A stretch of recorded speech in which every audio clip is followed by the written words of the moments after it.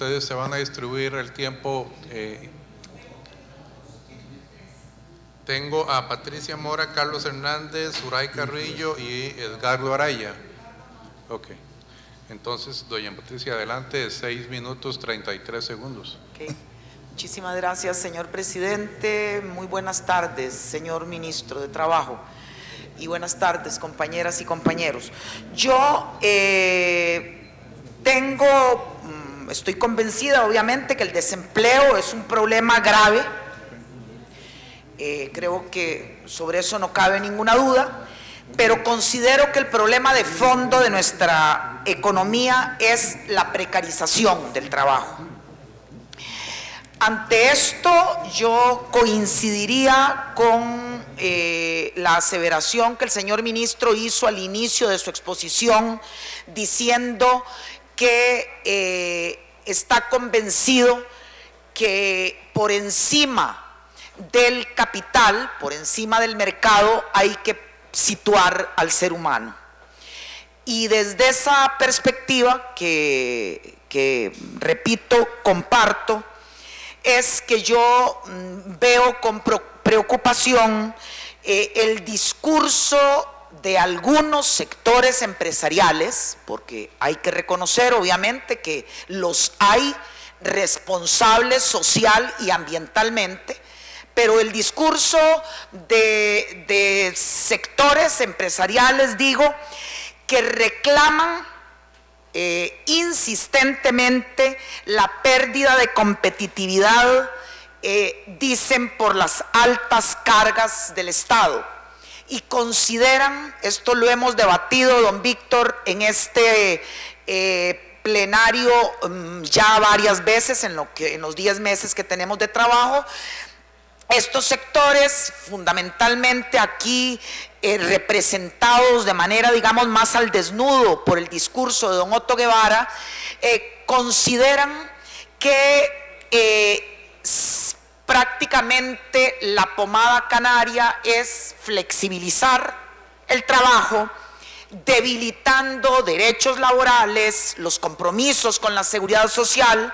En ese sentido, pues oímos cuando don Otto tomó la palabra que para hablar, y yo es segunda vez en una semana que se lo digo a él, para hablar él de flexibilidad laboral, porque él debe considerar que lo de las 8 horas laborales se lo inventó algún calenturiento, y él no conoce que eso es producto de una lucha del movimiento obrero en el desarrollo del desenvolvimiento humano.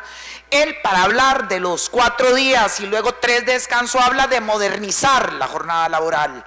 Y por ejemplo, para pensar en la inversión, él habla que fue la única traba a la inversión aquí es la manía que tenemos los ticos, y mencionaba él sobre todo a mi compañero José Ramírez, la manía que tenemos de proteger el agua. Esas son las fuerzas que yo considero, como representante en este momento del Partido Frente Amplio, que de alguna manera sabotean, digamos, la posibilidad de que aquí empiece a caminarse a paso firme en el adesentamiento del trabajo. Si bien es cierto que, como lo decía mi compañera Sandra Pisk, durante la administración Chinchilla se disminuyó el desempleo, para que veamos lo tramposo que es esto, aquí hay un trabajo del PNUD llevado a cabo por los economistas Pablo Sauma y Juan Diego Trejos, que no sé, pero deben ser militantes, no tengo claro, pero creo que han sido militantes liberacionistas, es decir, esto no es ningún panfleto subversivo, que es de la mitad del año pasado, de junio del 2014, que se llama Reducir la pobreza en Costa Rica es posible. Y ellos demuestran cómo, a la par de que se disminuye, aunque sea mínimamente, el desempleo, como a la par de eso se está precarizando el empleo, lo que ha sucedido es que los niveles, las tasas de pobreza se han estancado y la desigualdad social ha aumentado. Ellos, a la hora de analizar el impacto que tendría en materia laboral sobre la pobreza, el satisfacer a algunos faltantes, realizan 3 simulaciones con el objetivo, repito, de conocer el impacto sobre la pobreza. Una, en donde se ocuparía a todos los pobres que estén desempleados, digamos, pongámoslo en esos términos. En ese sentido, el pleno empleo pues reduciría en 3.5 porcentuales la pobreza. Si eliminamos el subempleo, dicen, se reduciría en 1.4. Si se cumple con el salario mínimo, se reduciría en 4.4. Y ellos llegan a la conclusión de que si se dan estos 3 elementos, la pobreza en nuestro país se reduciría en un 8.5%. Es decir, que efectivamente si nosotros lográramos adecentar el trabajo en nuestro país, es decir, lograr que esa misión sagrada que tiene el Estado de incidir sobre las condiciones del mercado laboral y no permitir que éstas queden al libre arbitrio de las fuerzas del mercado, que son ciegas, eso todos lo sabemos, la situación que hoy tendríamos sería distinta.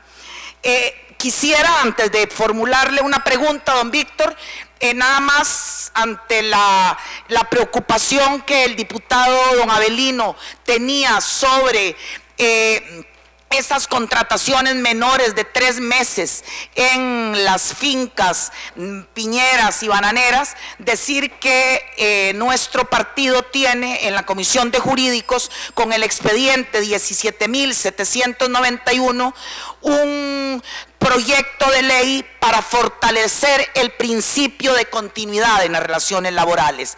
Y robo medio minuto solo para preguntarle a don Víctor que nuestro partido ha presentado en esta legislatura un proyecto que busca que el salario mínimo minimorum de los trabajadores del sector privado no pueda ser, tras un periodo de tiempo, menor a la suma del costo de la canasta de bienes básicos. ¿Cree su ministerio que es posible avanzar hacia una política de salarios mínimos crecientes para el sector privado? Muchísimas gracias, señor ministro y señor presidente. Muchísimas gracias, señora diputada. El tema de los salarios no cabe ninguna duda que tiene toda la trascendencia y el impacto en reducciones de desigualdad y pobreza que usted ha indicado.